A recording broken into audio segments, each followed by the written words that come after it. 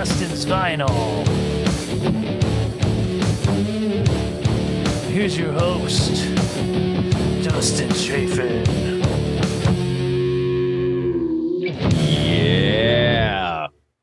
Anthony, yeah. You still got that sexy announcer voice. Yeah, I'm working on my radio DJ voice. 3 packs a day. Sexy menthol. I've been smoking since this morning. Waitress at a bowling alley. I like it. It's a good sound for you, bro. I'm feeling it. I'm feeling it. Waitress at a bowling. I got your cheese fries. I do love cheese fries. You ever had, what is that, poutine? You ever had that? Oh, yeah. In Canada. Yeah. It's the big... Every single day that I'm in Canada, I eat poutine. Oh, yeah? Poutine. I love it that it sounds like poontang. So you're just like the whole time, you're just like being a fourth grader. Poontang. Do I get some poontang? One order of poontang, please. No gravy. It's just weird and fun. I like it. All right. You know, it's going to be one of these shows where I just trying to find my energy. I got a monster drink. I quit drinking and doing drugs, but I think this is probably worse for me. I would think this. Oh, yeah. Pure poison. This is going to take more years off my life than cocaine ever would. But, what is that? You ever look at yourself in the Zoom and you're like, oh, is that a booger? And you're like, okay. It's the weirdest concept, the whole like Zoom era of just constantly staring at yourself, whenever you're doing some sort of, show. It's just really bizarre, because it's just, just constantly staring at your face while you talk is just like, it's got some side effects later, man. It's like some sort of like Fight Club thing where you think you're talking to yourself and it's not you. And I don't know. It's just, I never get used to it, It's like, I don't know. It's a weird thing. Anyway, it's going to be a weird show. So let's just bring in the other weirdos. Let's bring them in. All right, everybody. Bring Adam Holtz and Jeffrey Paul. Come on in, guys. Save the show. I'm a little off, right? Too much monster energy. That's what we got going on here. It's nice to know that you guys got a little bit of pootang this weekend. There we go. That's a guy that appreciates the word pootang right there. That's the demographic. That's the poontang demographic right there. Pootang. Jeff had a truck with poontang killer on the back. It was just... My horn played the Godfather theme. Hilarious. What's up, Adam? You're still on fire. I'll never get used to that thing you got going on back there. That vinyl, that record on fire. You really committed to it. Yeah. No, I was going to change it up, but everything else was just too distracting. I had 4 turntables at one point. Okay. I just got to find something a little bit better, a little bit more subtle. Yeah. All right. I can get you a poster or something. We'll get some just old school, poster thing or something. You giving out posters now? I would, yeah. I'll do posters. You kidding me? Money goes into this show; it never comes back. But I'll put some more money in. Yeah, that was like $300, But I like it. It's kind of pretty cool. It's fun. It's pretty cool. Yeah, it's fun. It has different colors. I should have got a bigger one though. I think I might get another one that's bigger, but whatever. What are you gonna do? I'll take that one if you want. Yeah, okay. If I get a big one. I'll get a big one on that. He's not going to mail it. You know what? I'll go Christmas gifts. So I'll get shitty Dustin vinyl, like little light up things. I mean, I should give you something better for Christmas, but maybe. I got this thing that I haven't been able to put up yet. Hey, oh, that's cool. I saw that. I almost got one of those. I'm glad I didn't. I don't like the way it looks. How's it look lit? I haven't lit it up yet. Oh, try it now. Let's it in your do computer. It's the unveiling. Just put it in your USB thing and see what it. Just so you know, podcast people, Jeff is lighting up a on-air sign. Oh no, it's like I have to take out the that he got on Amazon. It lets people know that he's on air. In case you, that's the one Fraser Crane had. It is the one Fraser Crane had, as seen on the hit TV show Frasier. I know a guy used to write for that. All right. Hey, that's pretty cool. That looks pretty good. But I think if you put it behind you, it might look cool because then you'd be a little. I like it in front of your face. I think it's great. In front of your face. Just wear it as a necklace. That's cool. All right. That's not bad. You're legit now, dude. See, that's so much bigger than my little sign. Like I got this light. Okay. It was supposed to just be behind me. You weren't supposed to see it. Oh, that's exciting. It doesn't say anything. We just talk about our tech. Yeah, I got this thing, and then like there's my bedroom with my dirty clothes right there. Oh no! Now this is off. See what happens? Get too crazy. We get too wild, and the show falls apart. Oh, what's up, Jeff? So, Jeff, if you don't know, opened a brand new comedy club at a Holiday Inn space in what part of Pennsylvania? In Grantsville, Pennsylvania, which is just outside of Hershey. Awesome. It's called the Laughing Stock, right? It's called Laughing Stock Comedy Club. Yeah. Get some t-shirts, bro. You know what? Yeah. We just had Father's Day, and my son got me a Laughing Stock t-shirt. He made up for me for Father's Day. Oh, that's great. He should have made up 3 more, but whatever. Yeah, what? He doesn't know who we are? Come on. Right. No, he doesn't. He thought you were Mike Kaplan for a second, Anthony. Now he's Mike Kaplan. Yeah, it's better than Neil Brennan. I like Mike Kaplan. Well, Mike Kaplan's a nice person. This sweetheart. Yeah. He's a good dude. And very funny. He is funny. We have him at the club in 2 weeks. Oh, wow. That's great. Look at that. So tell us about the club, man. How was the crowds? Like, you excited? Like, what's going on? I was the first night I was probably off the trees, like uptight. You know, it's very hard to worry about your comedy and run a club. You know, and is it? Yeah, I don't know if you know anything about that, Dustin. You know, leave that to me, man. That sounds really hard. Yeah. Yeah, that doesn't sound like any fun at all. Yeah. 15 years. God. Yeah, 15 years I did that. Yeah. I'm not even. I would wish that on my worst enemy. Yeah, the first night I didn't even focus on the comedy. It was about everything else, making sure the lighting is right. When to shut off the light, was right. Everybody knows what they're supposed to be doing. The servers did great. Yeah, they were awesome. Checking people in. People you realize don't read when the sign says doors at 7:30, show at 8:30, and they show up at 7:15 going, are we late? They're like, no, you're an hour and 15 minutes early. You're going to be sitting in an empty room by yourself. Yeah, people don't read stuff. Yeah, they don't know how. They're not observant, nothing. They ask insane questions. Yeah. Oh my God. And you have to be nice to everybody. Sure. Yeah, that's hard. It is hard, but you want them to come back. You gotta. Exactly. It's family. You gotta. It's like you do the best you can. But yeah, I don't think people pay attention. They can read. They just don't. I can read. And but I don't pay attention to things like, it's so funny. Sometimes I'll order something in a restaurant and I'll order, I'll read like the first part of it. And then I get it. I'm like, oh, I don't like these. And just because I didn't read it, I get these things that I didn't know were in the meal or whatever. And all I had to do was just read through and see what it was. But I was like, it's too much information. Yeah, sometimes you're just like, I'm not going to read all the details of the salad has this and that. I don't know. I think people just, it's our brains. We're not we have gnat attention span. We're just like, the phones are killing us, man. One of the nice things that we did, and some of the best people that came to the show, is we are offering free admission to veterans, and we put like a few tickets up for them to come out just to help us fill out the room and come out and just have a good time and enjoy themselves. And they came out and they were great. That's great. I love that. And I do that too. I do free shows for the veterans, but it really just depends on the war and if I believe in the war that you fought in. you have anybody who didn't read the fine print and they were actually veterinarians and they wanted the discount? Oh, veterinarians will let in even for free too. as a professional courtesy for my wife. Okay. You got it covered, Anthony. All right.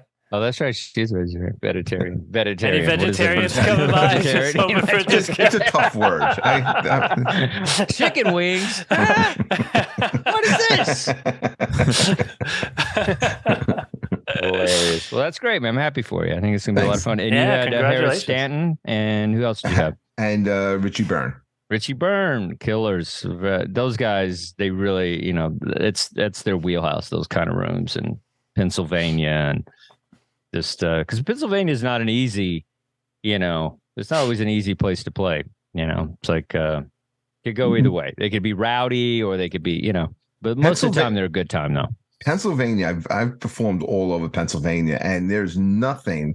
I mean, you have Pittsburgh and you have Philly, okay, and then everything in between. Especially when you start to get to Western Pennsylvania, Yeah. you may as well be like in the Midwest. Well, you are at the beginning of the Midwest. Yeah. But I mean, it is so. It doesn't feel like even close to the same place as Philadelphia.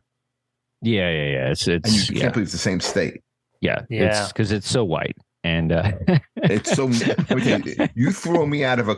We did a place called Warriors Mark, Pennsylvania, which is just outside of where Penn State is, right up that way. You're maybe about 45 minutes from the border of Ohio. If you threw me out of a car, I would be in an episode of Naked and Afraid. There is nothing there. You are just you're just in the bush. And I don't mean that like in Putang. Okay. Right. You're in the bush. Adam like that. Yeah. he's from called a Jersey. That's why. That's why he likes it. I feel like you'd be naked just to be naked. It'd be like, dude, you don't have to be naked. You'd be like, I just, want to be naked. Maybe 20 years ago. Oh, yeah. 20 years ago, Jeff. Oh, that was a nightmare. 20 years ago. More Taking his shirt off like at the mall. What's up? What's up?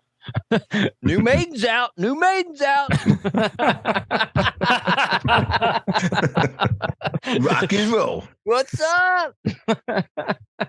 Like how Dustin has this perception of me like I was like butthead. We I were was all thinking kind of Garth. buttheads. We were all I kind of was thinking, buttheads. There's Would you say of a Barf or Bart? No, like you were doing like a Garth voice. New Garth? maidens. I don't know. I can't do whatever. The voice. You guys could jump in and do a character, Jesus, instead of criticizing mine. Hey, that's Anthony. That's Anthony. That's Anthony, Neil Brennan, Mike Kaplan, Kapfer. I'm in disguise, so you can't I get like mad it. at me.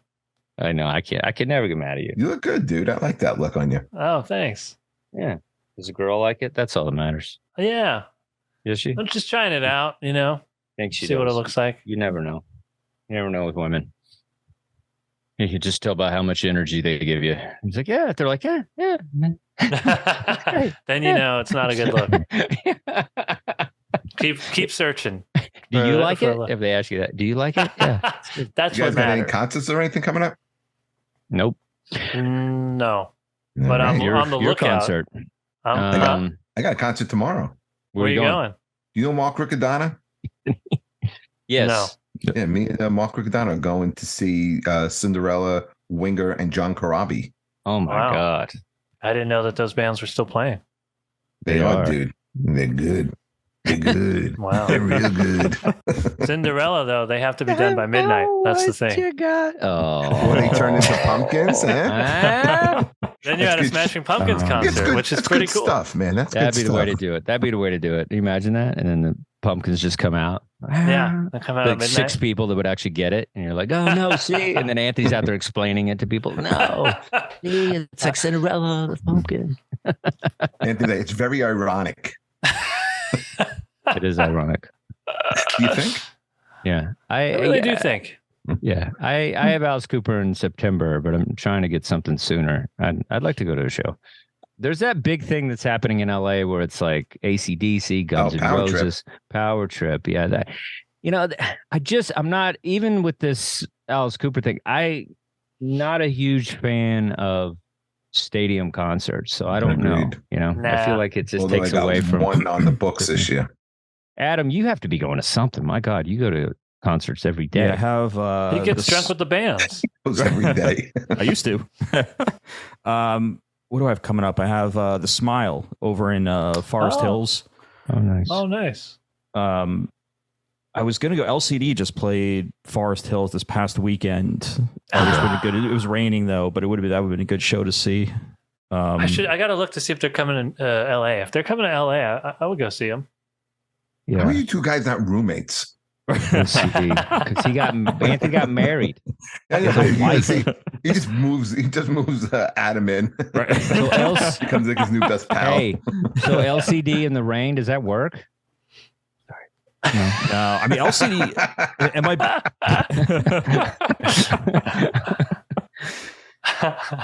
Oh, this is the cornball show. It's for Father's Day. We're doing We're dad doing type dad jokes. jokes. Yeah. All right, I guess we gotta get. I'd rather just do this the whole show. To be honest with you, way more fun than pretending we know about things. Today is tribute show. That's where an artist is a fan. Usually, it'd be weird if I don't know if that's ever happened where somebody does somebody's song they just hate. That'd be a funny, like a hate tribute. That'd be hilarious. Yeah. I hate how good it is. Yeah, I bet some bands do. I bet some bands like I bet punk bands or something. They do a song. They're like, oh, let's do this fucking song, and they like Three's Company or something, and then it's like, and then it comes out kind of good, and like, oh, we should actually do this. I wonder if that's what Alien Ant Farm was doing when they did the Michael Jackson cover. I don't know.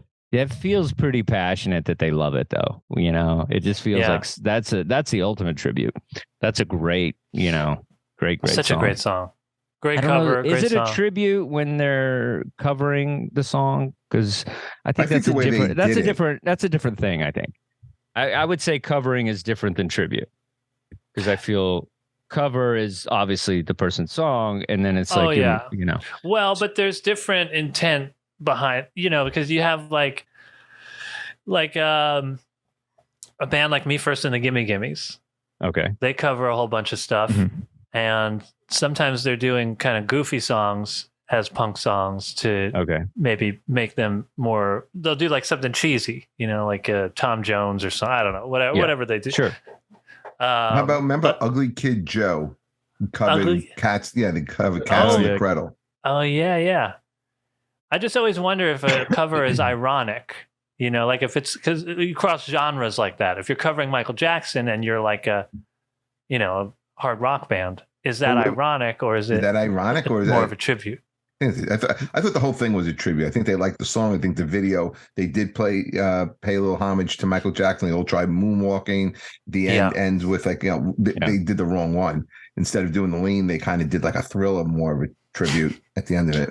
Oh yeah. I mean, also I think it's kind of encroaching in on somebody's stuff. Like you're basically, it's like you're benefiting from it as well. It's not like, I feel like, I don't know. Are you benefiting, or are you enhancing it, or you're bringing the song to a different generation? I don't know. I still don't know how. I do like some covers. I do. Oh yeah, I forgot. You don't like. I don't know. If they did one more Michael Jackson song, you would have been like, this is too much. Well, I remember we covered a Joan Jett album, and it was like her biggest album, and it was like 6 covers on it, and it was like her debut album or something. And we were like, and then after that episode, I was like, yeah, man, that's not fair. You don't get to get like 5 covers on your album that just released. Her biggest hits are covers. Yeah, all her hits are covers, and people treat her like some sort of punk god because she was in the Runaways or whatever. But you're just like, dude, you have that pedigree, and you're just. But it's weird because covers. I think she got to Rock and Roll Hall of Fame before Pat Benatar. Yeah, well, but I think Pat deserves it before her. To be honest with you, didn't she write most of the Runaway songs? Wasn't she the one that was like the main Lita songwriter? Ford was involved as well. Like she was, and what's that? Carrie Cherry. Yeah, Lita Ford was the talent, I think, as far as guitar and all that stuff.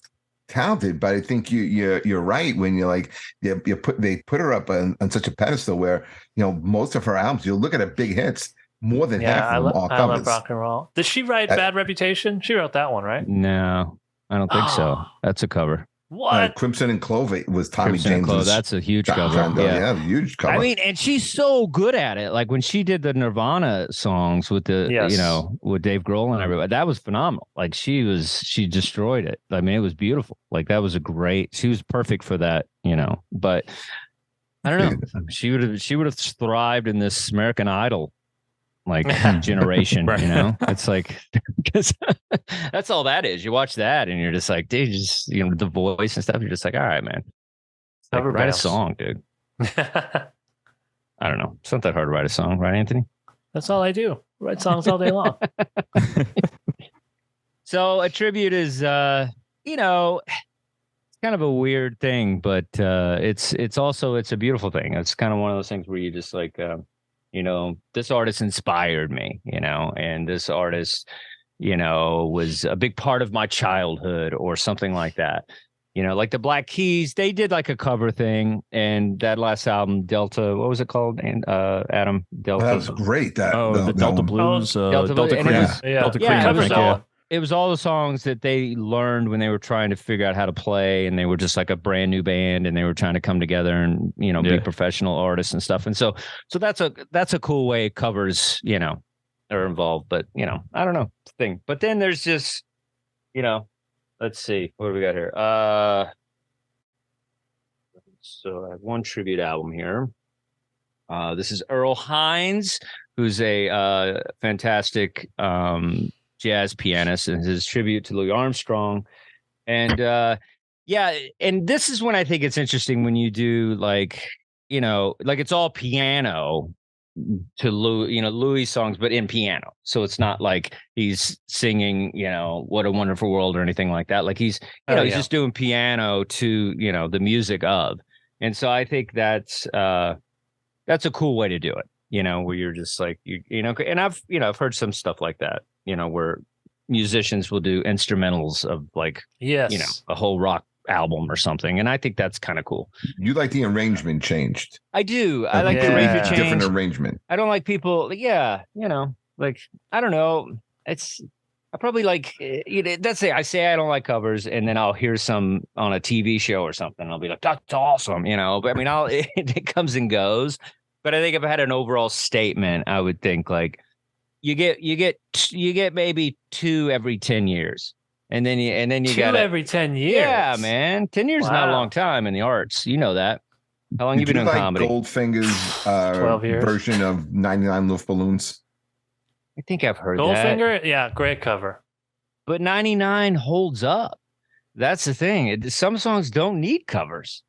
And sometimes, I don't know. Like, but then you hear White Stripes or something, Jolie or something, you'll be like, all right, it makes people revisit the original music, which I think that's cool. So if long as people but it takes an artist like, Jack White to make people kind of do that. Not every artist is doing that. I don't think, when Joan Jett came out, when she was doing, what's the Crimson and Clover? Who's that? That's Tommy James and the Shondells. Yeah, I don't think people are seeking them out, like it was just like a different time. I think people are a little more savvy to music now, so maybe they'll do that. But anyway, I don't know. They may have been seeking Tommy James out. Was he? Okay, maybe. I don't know. This is my new character, guy who doesn't agree with the group. Oh, you're just being yourself. Okay, cool. All right.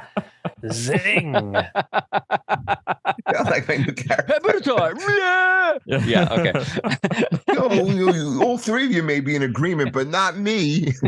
Yeah. No, you're right. I mean, I'm on an island. I think that I've done that even when I wasn't that savvy to music. I think I would do that. I would. I'm trying to think who I did that with. There was something I seeked out. Somebody. Oh, I think it was Echo and the Bunnymen did the Lost Boys soundtrack. They did the Doors song "People Are Strange," and then I went "People Are Strange," and then I seeked out the Doors. More like I didn't really, it was more my parents' music. And then I remember in high school, I seeked them out, and then became like a Doors fan off of that cover. So it does happen for sure. Just depends on That's such an interesting one, because I hate Echo and the Bunnymen and I hate the Doors, but I like that version and I like that song the way they do it.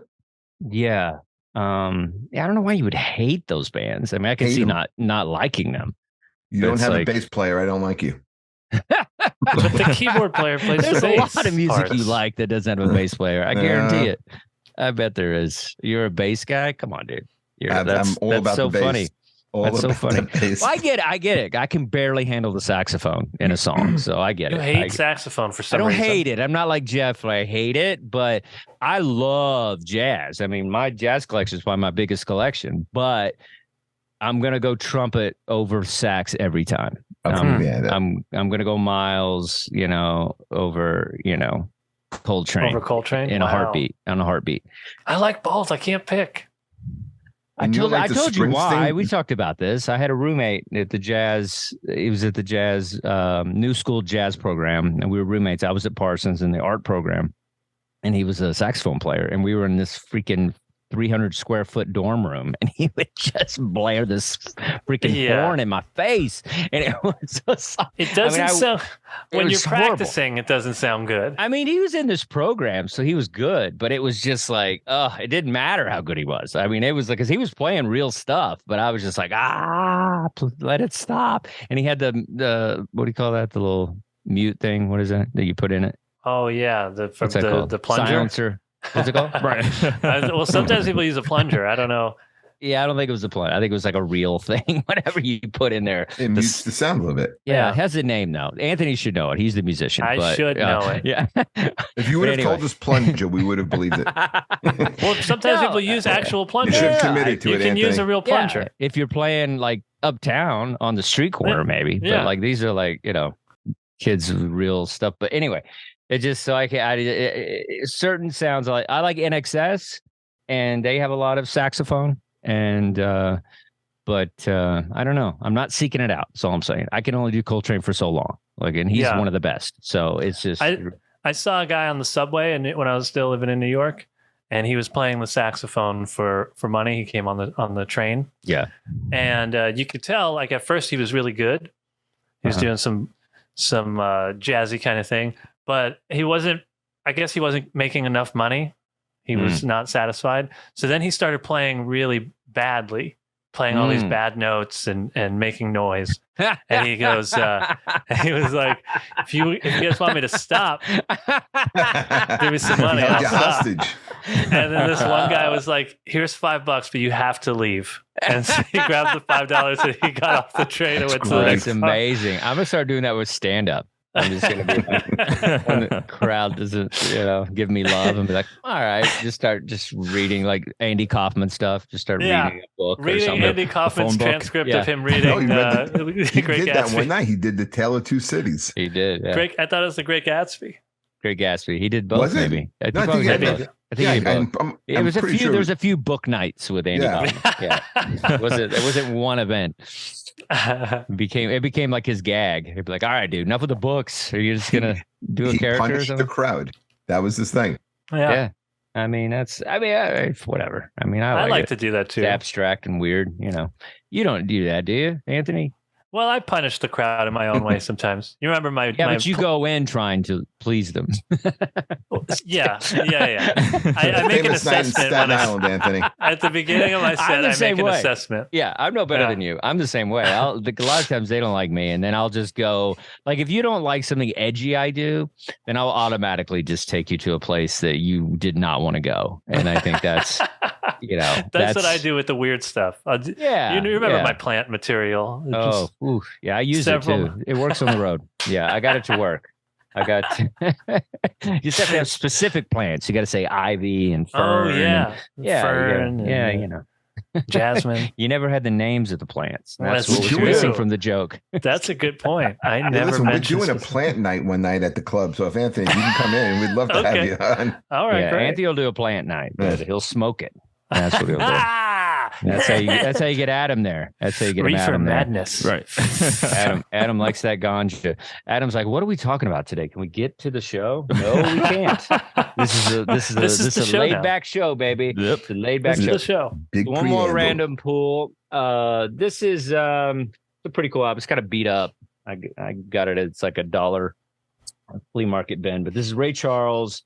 Modern sounds and country and Western music. So to me, this is a tribute to country music, and in his what are the way. Tracks? Well, let's read them. Bye Bye Love, You Don't Know Me, I Love You So Much, Just a Little Lovin', Born to Lose. I wonder if that's the Motorhead song. No, it can't be. He was a big Motorhead fan, I heard. No. Is the Bye Bye Love? No, but they Emily might have Brothers? covered him, is what I'm saying. Oh, yeah. Yeah, I wonder if Born to Lose was the a Ray Charles song that they covered. That's what I meant. Are those original Ray Charles songs, or are those country these are covers? All arranged by people. So it's like Marty Park, Gerald Wilson. Hey, Good Looking. Yeah, that's a Hank Senior, a Hank Williams song. Okay. Hey, Good Looking, What You Got Cooking, like that's a big yeah. A Hank Williams song. So Can't Stop Loving You. Great song. Yeah, you. I don't know a again? lot of the country stuff that he did. Not as familiar. Ray Yeah. Charles. Well, if you want to borrow this album, come over. You can borrow it. Kind of You beat can't up. take it with you. You got to listen to it at Dustin's house. That's how I get. That's how I make Anthony my friend. It was like, come over and listen to my Come on music. over, listen to record. He'd be my friend. That's how I used to get friends as a kid. I'd have toys. You can come over and play with my Yep. toy, but you can't take it. You just got to play with it and hang out with me. Yeah, that was the I have great thing all about the video Star games. Wars. Exactly, video games. Video I had games, Star Wars. ColecoVision. Yeah, I had ColecoVision, Ooh, and it had the Smurf game, and nobody had it. Oh, yep. And so I got a lot of friends, a lot of fake friends from that. It's kind of like running a comedy show. You get a lot of fake friends. You'll learn, Hey, Jeff. You get that. Hey, buddy. Hey, buddy. You'll learn. You'll learn. Nice. All Hey, buddy, right. can I get a Well, spot? that's my random pulls. You guys have any? Of course you don't. All right. I, So what do you got? I got Is it one a right here. tribute? Check this out. Is It's it not tribute? a tribute. It's just Well, you've It's- covered well, that one almost. before. I was Oh. with you when you bought it. it's almost a tribute. No, I was thinking about buying this. I bought the Descendants instead. Oh, I my bought bad. this, Same artwork. Yeah. Similar. I bought this later on. It's almost a tribute, I think, because so this is it's a punk band with Keith Morris as the lead singer. He was the original lead singer for Black Flag, and then Okay. this band is called Off. It's Okay. just a different bug spray name, so kind of in a way okay. a tribute Okay. to Black Flag. Okay. It's the first four EPs. Pretty great. Okay. I you like lost Jeff about 10 seconds ago. Yeah, as soon as I saw the album cover, I judged an album Raymond by its cover. Pettibon. This is Raymond Pettibon who did all the artwork for all the Black Flag albums, and he does which is weird because he's Greg Ginn's brother, but he does the artwork for Keith Morris's band. Look at the New Year's Eve flyer I just sent you. Anthony, look at the New Year's Eve flyer I just sent you. I said the group. Nice. I was like, that's like an original that they had posted on a thing. That's great. $7. That's how much your band is $7 to worth. see all these $7, bro. Pennywise, Black Flag, Husker Du. Oh, wow. Husker Du. You a big who's, fan, I Jeff? can't- Seem like you're a big fan. No, I wouldn't have gone to that concert at all. All right, Jeff. I don't like this attitude. I don't like you. Come open on, what do you don't like open Black the Flag? club and you get mean. That's what Just happens. being honest. You gotta like Black Flag. I don't like Black Flag. I like They had any like punk. 4 different singers. There's got to be don't like somebody any that of them. sang You don't like No. punk? Impossible. I love I punk. like punk. I just don't like them. Who do you like? Yeah, You don't like punk. Who do you Who's like? throwing in this punk? Tell me, who do you like? I as mean, punk? Yeah. if the Clash is considered punk, I love the Clash. Oh, they are. Okay. Somebody a little less known than them. Who do you like? See, Hmm. you don't like any Somebody hardcore A punk? little less mainstream. I don't know. I wasn't a big fan of hardcore punk. I mean, I like the Ramones. I ain't judging. But they're very mainstream. You know, you gotta remember back in those days, I mean, at that time, I really was more into like Zeppelin. I've been on a Zeppelin kick recently. I loved Sabbath. I loved Pink Floyd. I like, more of like the hard progressive, soul type of rock and roll. I get it. Okay. You got an Animal House shirt on. I know what you like. But I I like I like the same music you like.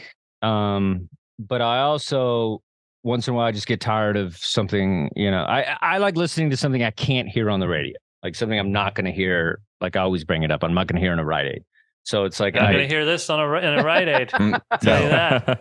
I've checked. you might hear it at the Rock and Roll Ralph's. They might have it there. Sometimes I request it. I go to Rite Aid. I'm like, you got any off? How awesome would that be? That would be They're the like aisle coolest 4. Rite Aid ever. You could just walk in and be like, "Hey, can I get a request? I'm going to be here about 10 minutes. They have a DJ. Could you display?" That's really funny. They should do that. Maybe we'll see if they'll do a sketch and we'll let you. The Rite Aid DJ. That'll be your character, the Rite Aid DJ. Yes. That'd be really funny. Yes. The role I was born to play. It was. Let's start with Adam. What do you got for us today, Adam? What's Well, your tribute?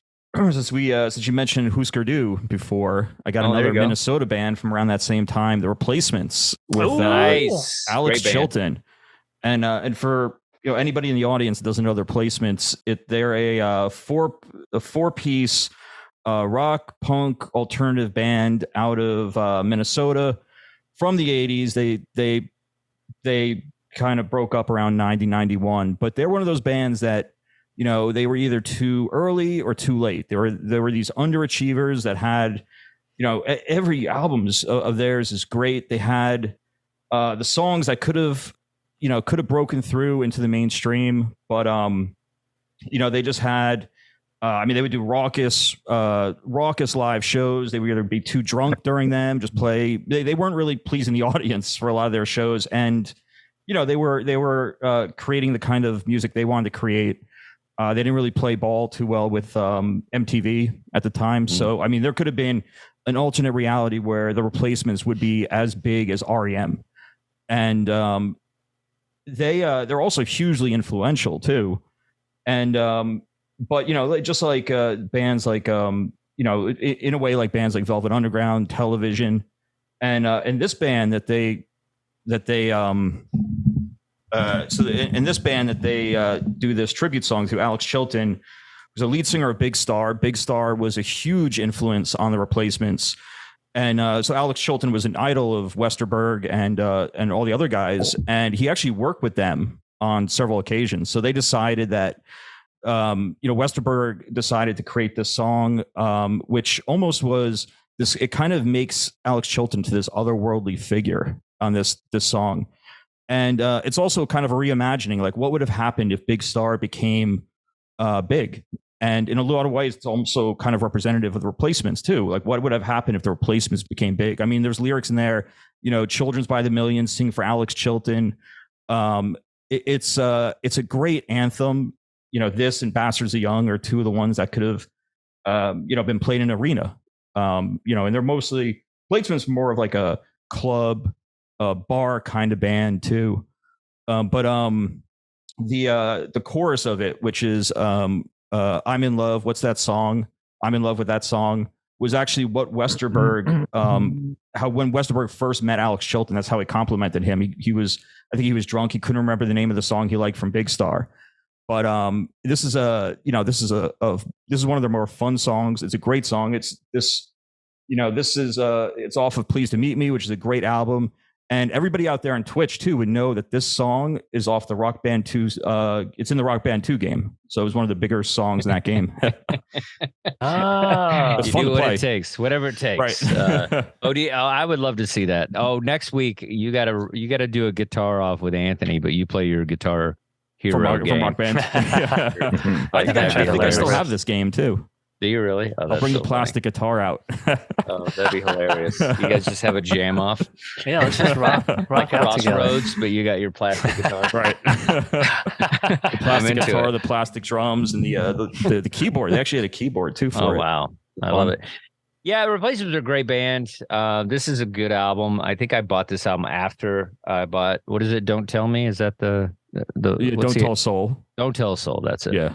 I bought that album, and then I think I went back. And this one's before, right? This is before it. Don't Tell Soul, I think, was right after this, and then they had before this they had Tim and Let It Be. I think were the other two really big albums.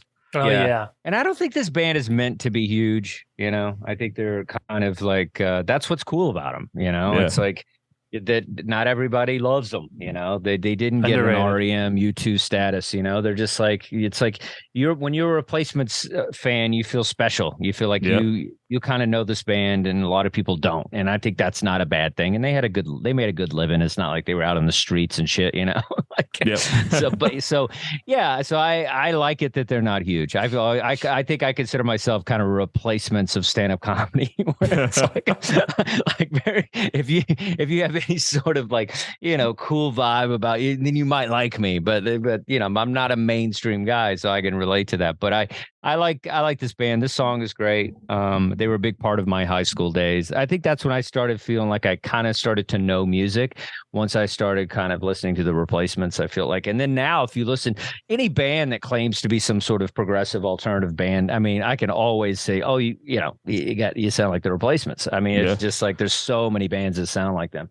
But yeah, they're good. Anthony, can't tell if you're a Replacements fan or not. I think we talked about it.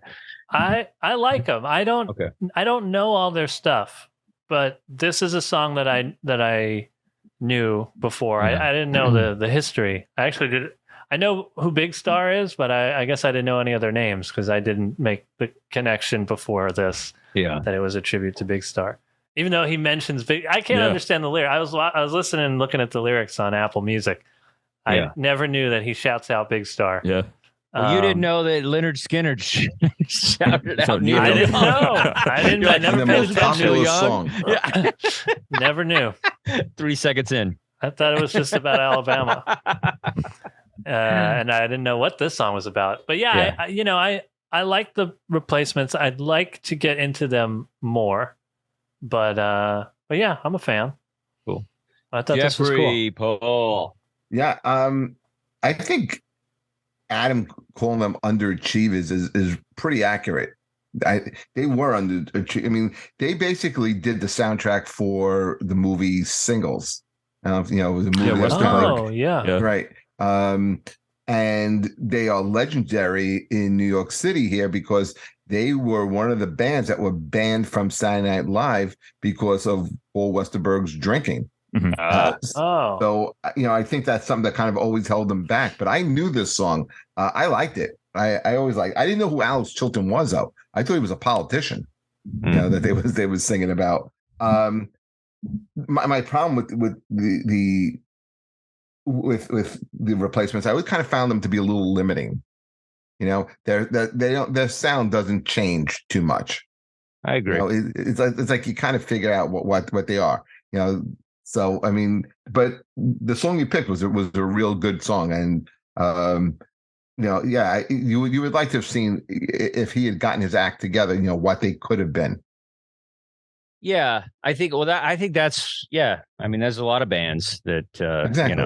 That alcohol and drugs and what would have happened. That would be a time machine.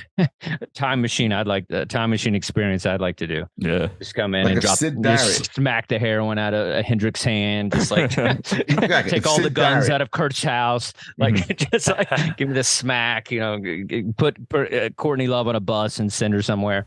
Like just go back and just change all. That'd be really. That's a funny sketch too. We're a time machine. We go and save all these artists and their fucking demise. Be like, no, dude, just stop drinking. Come to a meeting, man. You'll play better music. You'll be as big as REM. I don't want to be. Very cool. Yeah. All right. Let's see. Let's go Anthony next. All right. So I picked a song by the band Cornershop. What? What? You're already. I was like, what? Who? What? This band Cornershop, English alternative rock band in the 90s.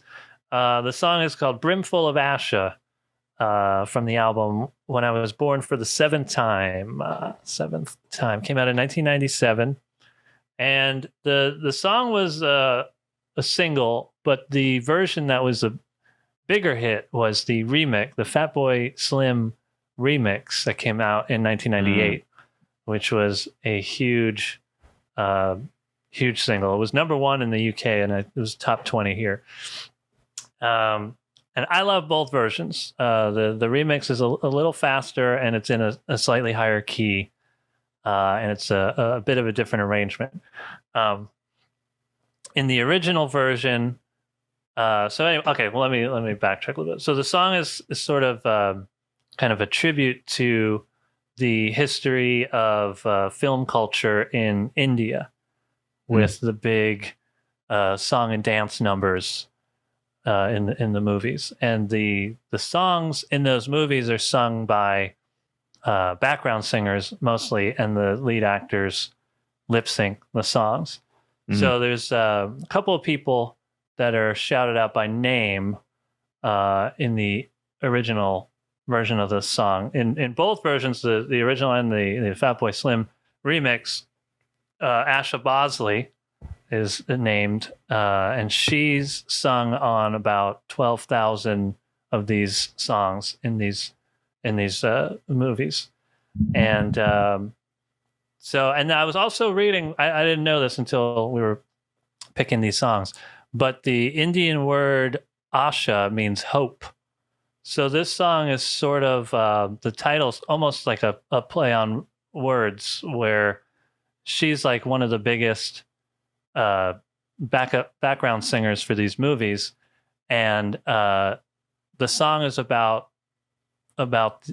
this, and also vinyl culture, where it's sort of just an escape. So it's talking about how the 45 is a brimful of hope, and so in the original version of the song, there's a kind of I guess a bridge section where he's shouting out all this stuff, and he mentions a couple of British record labels, Argo Records and Trojan Records, which I believe is a ska label. So the song is, it's about this film culture in India, and it's also about vinyl culture, and just how this is like it's the escape from real life. You put on the record, and it's takes you away from everyday life. So that's my pitch on that was great. Cornershop, wow. Brimful of Ash. I thought it was Adam for a second. You did so good. This is not the song that I'm so stupid. The Christopher Walken video, is it? No, that's that's a different Weapon Fatboy Slim. Okay. Weapon of choice. Weapon of choice. Yep. Yeah, I wasn't expecting all this. This was a lot. Yeah, I think I liked it. I don't know. When you listen to the song, and then you just like, and then you have the show, and you're like, did I remember that song? I know I listened to the playlist, but then I'm like, did it affect me? I don't know. Won't you save me, Jeff? How'd you feel about this? I always love this song. Oh, this is easily one of the most irritating choruses. Been at 45. Can you say 45 enough in a song? And you're a dance guy, so you should like this song. Yeah, but I won't dance to this. You wouldn't dance to not even the remix? This does not make me want to dance. This is not a dance song for me. I mean, it's...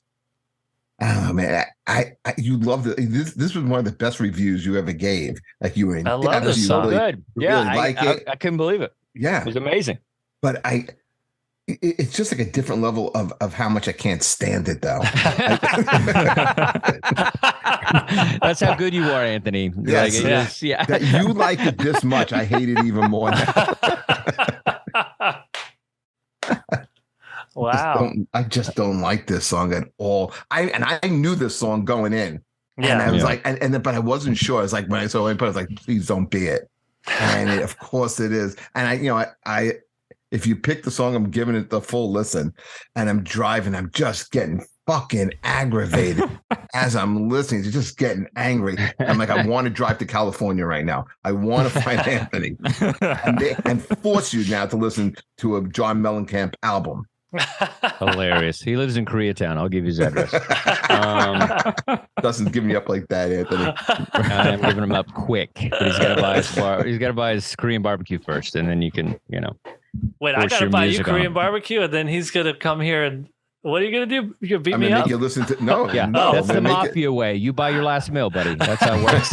I'm gonna make you listen to John Mellencamp.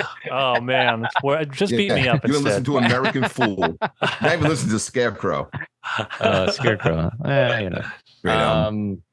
Hilarious. Adam, do you like this song? Yeah, no, I like this song. I hadn't heard it in a while. It's one of those it's one of those kind of oddball 90s songs that only would have existed from like between 95, like the post grunge 95 to like 98 years. Along with like Primitive Radio Gods or Len or New Radicals, like those kind of like songs. That is a great reference, Adam. That is exactly. Oh yeah. What was that song? It was you got the get what you give. Get what you give. That's what. Yeah. Great song. But yeah, I thought this is a fun. I mean, this is a fun song. I like the original better than the Fatboy Slim version. But interesting. I love both. Slower. It's a little slower. I actually love this whole album. No other song on the album sounds anything. And who is it a tribute to again? Well, the main person that gets shouted out is named Asha Bosley. Mm-hmm. Who cares about Asher Bosley? She sung 12,000 Nobody cares songs about in her. these Indian movies. Yeah, Bollywood, right? That's Bollywood. it. Bollywood. You gotta say Bollywood. Bollywood. Bollywood. Oh Yeah. God. Yeah. I did. All right. I do like a little Bollywood. I like it when they dance at the end. It's kind of fun. Yeah. I think we should do that on the show. We should all just do a Bollywood dance routine. I'm surprised that Jeff is not already into, since he's so into dancing. I never hear him talk about Bollywood movies. Phenomenal. I don't dancer. like Bollywood movie. I'm a very good like brown dancer. people. Yeah, I'm picking up on that.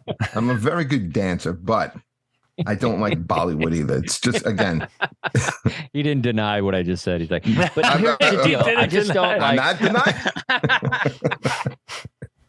Uh-oh, we're making Jay uncomfortable. Sorry, Jay. All right. Well, let's see what you got. You got anything American? What's your choice? Because yeah, but Jeffrey and I, we ended pretty American, so I love it. All right, Yeah, what do you okay. got there, Jeff? I'm going to Don McLean's American Pie, and What a song.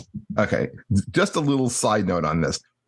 You may not have a hard time understanding this or visualizing this, Anthony, but when I was a little kid, I was a pretty dumb kid. Okay. No.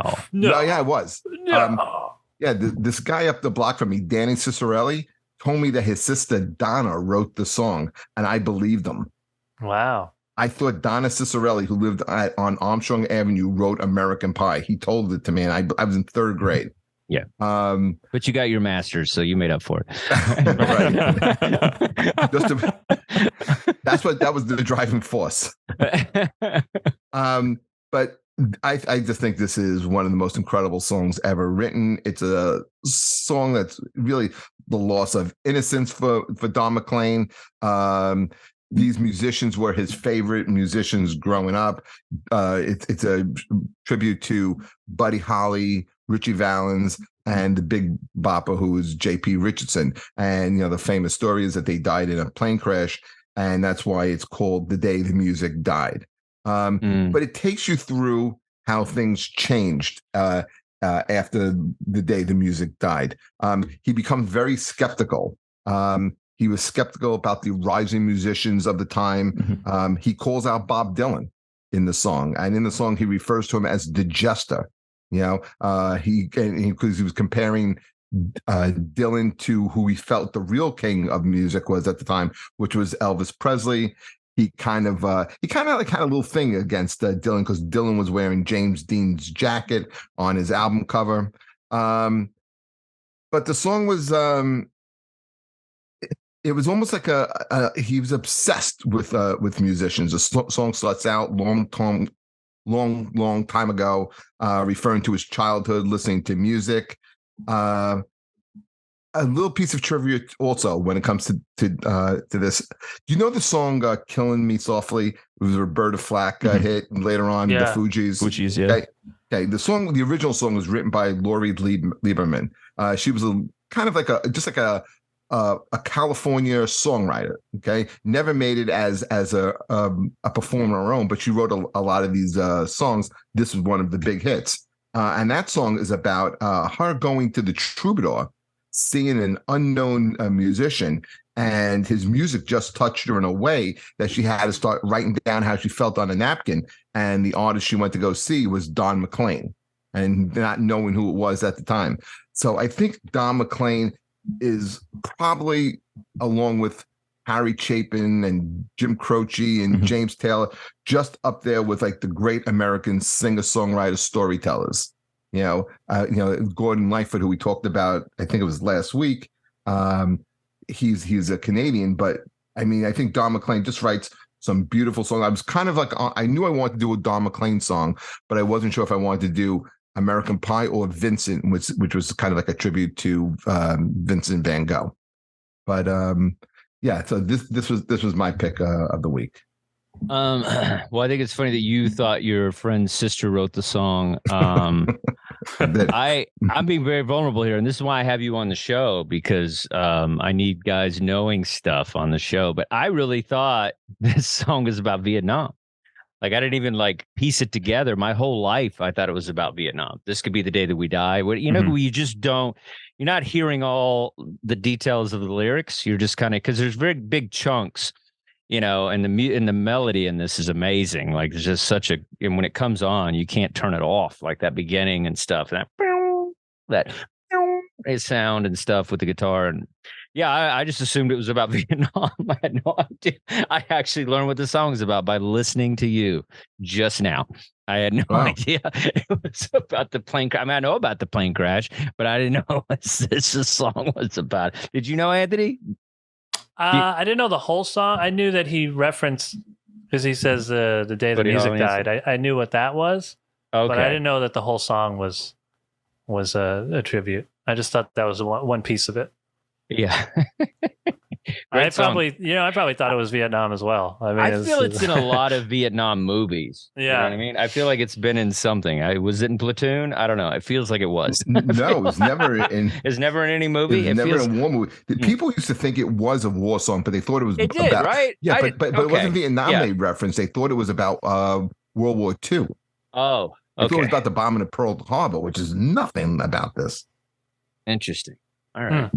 But it's a great song. It's a beautiful song. It's definitely a radio song that you feel like you can't turn it. You know, you're like, this song's on. But this was the thing, Dustin. This would have had to be played on album-oriented rock because the single that was played on the radio was pared down. If you bought the 45, the 45, the song is an over 7-minute song. So 3 minutes of it was one side, 3.5 minutes on 3.5 minutes was the other side. So you had to stop this record, turn it over to finish listening to the rest of the song.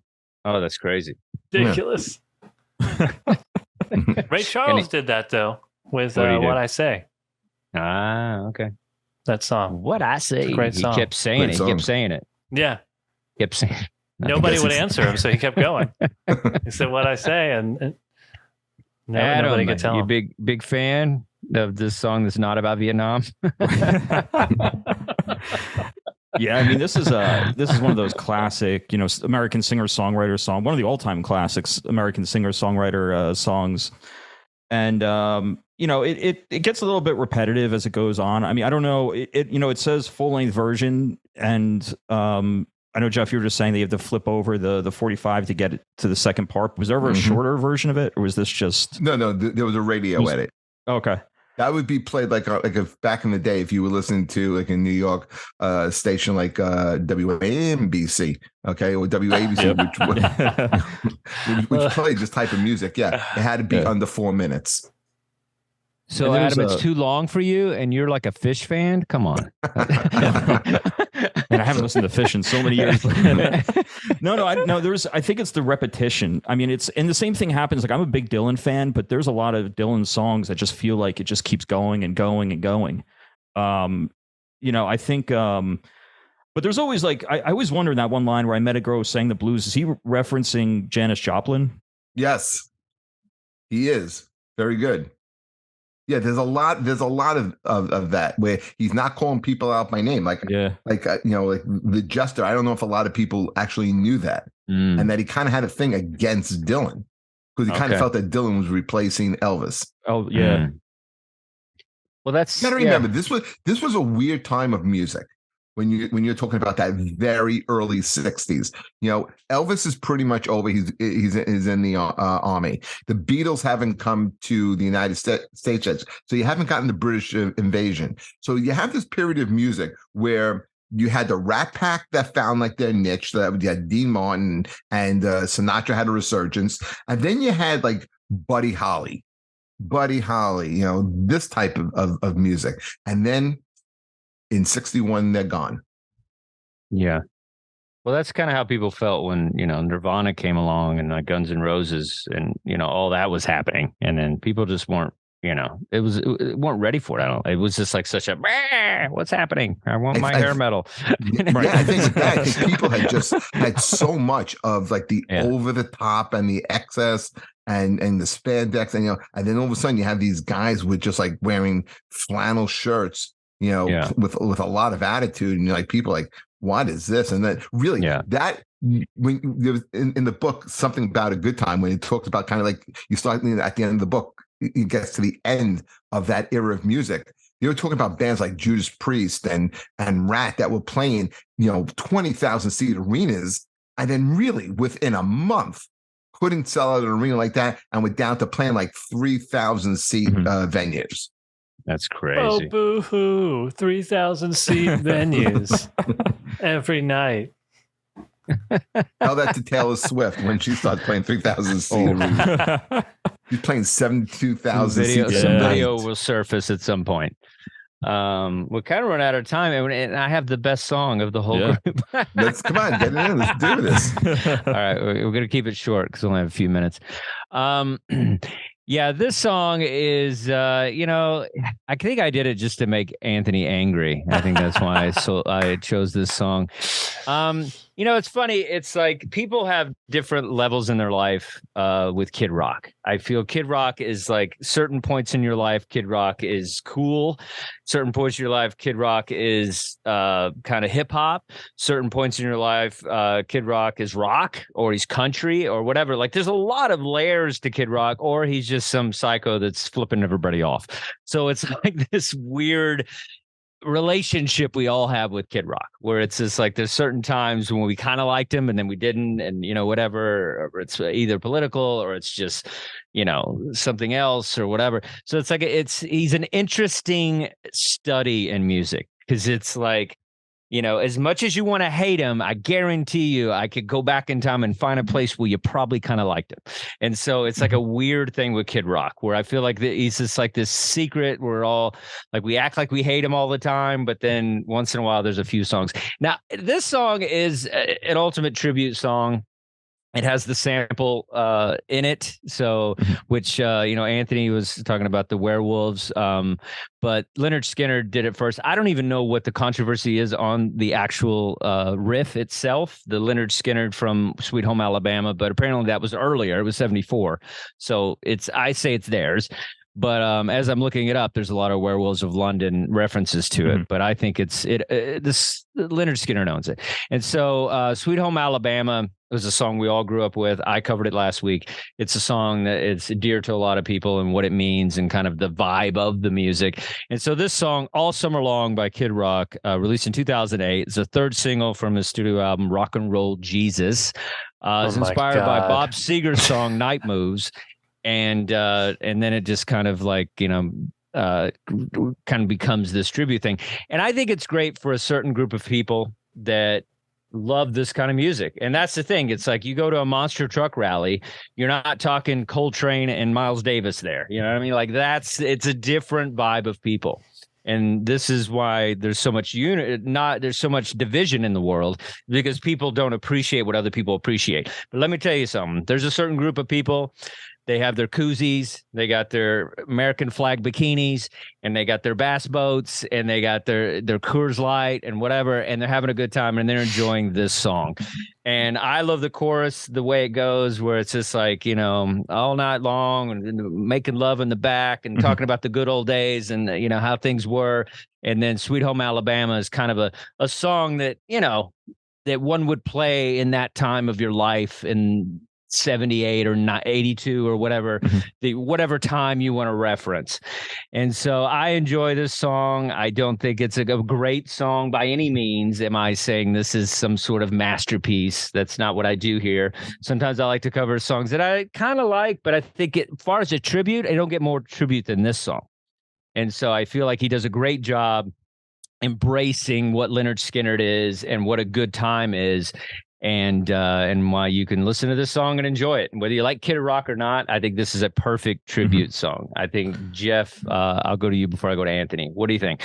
No, I think actually, I think you're kind of underselling it here. I think I love it. I think it's a great song. To me, it's one of the ultimate summer songs. This really gets you in the mood for summer. You could see, like, having a barbecue, having people over, either by the lake or by your pool, blasting this song, having a good time. Like you said, I'm glad you said Coors Light, not Bud Lights. But no, it is. And listen, and you can shake your head all you want. It's undeniable. It is a great song. I love Kid Rock. I love this song, man. It really gets you in the mood. You're right. It brings you back to the day and driving cars and girl, and like, you're not worried about the politics in the world. You're not worried about the bullshit. It's just, man, just drinking beer, getting laid, going to the lake. Exactly. That's all it is. Life is so simple. I mean, it's hanging out there in it could be the Jersey Shore. It could be an Alabama lake. It could be anywhere, and you could relate to the song. I think it's a great song. I had to double check that you actually picked this. I didn't think you would pick I used to wear a Kid Rock shirt, man. I like Kid Rock. Yeah, so do I. There's a time, I think politics ruin most artists. I think they ruined Ted Nugent. They ruined Bono. They there's just so many, so on both sides, and those are both opposite sides. And I think, Ted I just like to keep it about the music. Opposite, yeah. No, but he's right though. He's 100% right. I don't want to hear Bono preach. At least Kid Rock didn't force his album on my iPhone. You really have a problem with that. At least he didn't do that. A whole album. Adam, what do you think about this album? This song, sorry. I think it's a great song. I think it's like Jeff said, it's kind of like the ultimate embodiment of nostalgia. I mean, there's all of us have that kind of we all have that whiskey experience from the bottle, right? Drinking whiskey from the bottle, and whiskey from the bottle. It's kind of like Bryan Adams' Summer of '69. It's right. It could be you could be from a different decade, you could be from a different area, but it's all the same experience. And all you have to change in here is listening to Sweet Home Alabama. You could substitute any song in there, and it is a perfect summer song. And I think that riff makes the song, though. I think it's perfect. I think it's perfect in this song. I don't know if any other piece of music would work as well, because when you put in that song, you think Leonard Skinner. You think the whole world is painted for you. So I don't know. I think it's a perfect song for this. I think you can, AC/DC or something maybe, but I think this really seems to work. Right. I was saying more for just like substituting out the name of the song, but yeah, it could be. Oh, okay. I thought you meant the actual riff or whatever. No, I think, I think the riff, I think that would, like Wet Leg wouldn't work here. Right.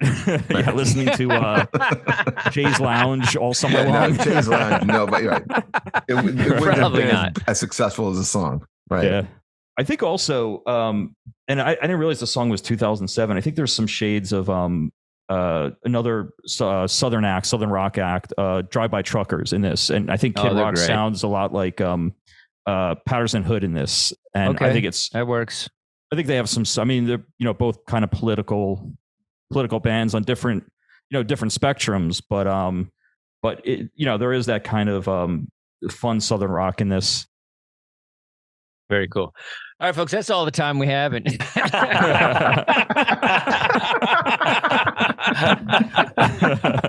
right, Negative Nancy, what do you got? What do you got, buddy? Waiting patiently. Right. Well, first, I'll say when I was in whatever it was, 6th or 7th grade, whenever. Okay. I bought the Ba Wada Ba album. There you go. That's what I'm saying. Great. That's what I'm saying. I had the album. There you go. I knew it. I feel, I mean, who didn't like Ba Wada Ba? I was 12 or whatever. It doesn't matter. My name is. I was drinking a lot. I was drinking a lot when I was listening to it, so it doesn't matter. It's all the same. I was like a 12-year-old. This song, I mean, I guess this song makes you want to tap the Rockies. Sure, why there not? You go. There you go. If a song was a beer commercial, this would be the song. I agree. For me, so he wasn't really chiming in so much on politics at this point. So I was pretty neutral in my in how I felt about Kid Rock at this point when it came out. I feel like it's a catchy song, whatever. It's fine. I feel like this maybe was the point where his stuff started to get a little more lame. Like this was a little bit. I know what you're saying. A little more like forced in the sense of trying to get a hit as opposed to Because his last album was like, F everybody and stuff. Yeah, it was a little much. I think it was like a little forced as opposed to, because that first album's great. First? Remember he did American Badass. And I think that might have been the follow-up to that was the Metallica riff. Which is the one with Cowboy on it. That's the one with is it Devil Without a Cause? Is that the Devil Without a Cause? That's a good album, dude. I'm sorry. I think the follow-up was American Badass. Yeah. That's good too. But his first three are pretty good, and then it gets a little, Agreed. He was grasping with this one, but this I don't know. I didn't listen to the whole album of this, but this song was fine. It's a catchy little. It's kind of a party song, a nostalgia party song. It's fine. Yeah, I wouldn't put it on now with how much I don't like him as a person. Well, that's why I picked it, because I just want to force you to listen to it. I love doing that. The last thing Anthony wanted to do last Thursday was to listen to a Kid Rock song. So that's great. Anthony's driving along and he has to play this outside, right? Jeff has to listen to Wet Sprocket or whatever that is, Wet Leg. The wet leg. You got to listen to Kid Rock once in a while. That's how it works. Bruce Springsteen, whatever. That's how it works. That's how the show, keeps its. All right. Yeah. Well, that was good. That was better than I thought. I thought Anthony was really going to go in hard, but but I knew we all have a place. That's why I opened it like that. We all have a place where Kid Rock's there somewhere. It's a undeniable song, man. It's a really good one. It is, it's a perfect song for what it's supposed to be. Like exactly.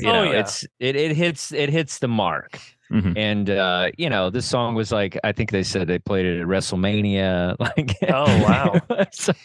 I didn't think of it as a WrestleMania song. Wow, that is exact audience. Yeah. Right. People aren't drinking champagne listening to this song. It's a perfect song for somebody like Kid Rock to do. Also, it perfectly. I mean, it's his whole image. Yeah, it is one of the first songs, actually. It is a crossover to country radio. So they were playing it on like full country stations. And so that was his first crossover. He was literally grasping for, he was like, I need a hit. I need to stay relevant. Let me switch to the country. Because you could be, that's where the money is, right? The country music market. He was doing that already. He was doing songs that sounded like he did covers like Bad Company and stuff. Yeah. Like, didn't he do Feel Like Making Love or something? Is that Bad Company or? Yeah, that is a Bad Company song. Yeah, he did that. Anthony, that was one of his big covers. Do that all the time. Bowie did that with Let's Dance. He wanted to come out with a real big pop hit. Yeah, and he did. Nothing wrong with that. It's not unique to Kid Rock. It's just what it's what I noticed he was starting to do at this point. Whatever he had done ran its course. There was not going to be a Ba with the Ba 2. It's a hard one to make a sequel to. Yes. So he had to figure out what was next. This was what was next. I didn't like it as much, but it was really good at doing what it intended to do as a song. Yeah. All right. That was, that's very high class to you, Anthony. I'm very impressed Just with you today. Like Kid Rock. I'm impressed with Anthony today. He had an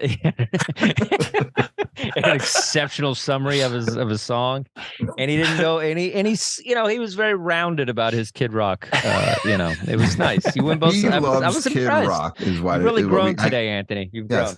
That's what I got out of it. Yeah. You're a Kid Rock fan. He admitted it, 12 years old, but that's the thing. That's the thing. Even though it's 12 years old, that's like those bands are hard to leave you, even when they're, crazy or, whatever later in life. It's like, that's an impressionable, like Twisted Sisters, that for me, like they're my 12-year-old band. Like it's just, they were all over my wall. Like it was just a big deal, And that music will always stay with you. Yeah. I mean, when I hear it, I realize it was not very good, but it could have been. That's a particular band that definitely should have had a better producer involved, and just their second album killed. The follow up to Stay Hungry. Yeah, was that they should have stayed hungry. Leader of the Pack. Oh my god! That was bad. Worst lead single off an album ever. Wow, that's really bad. Leader of the Pack. That is brutal. They do like a Warriors thing. I don't know what's going on. That album is like, I don't know what's happening. All right, everybody. Thank you so much for listening to our tribute episode. Very exciting, very fun seeing everybody. And please follow us on YouTube and keep following us on Twitch, ComedyHub. We love you guys. Woo!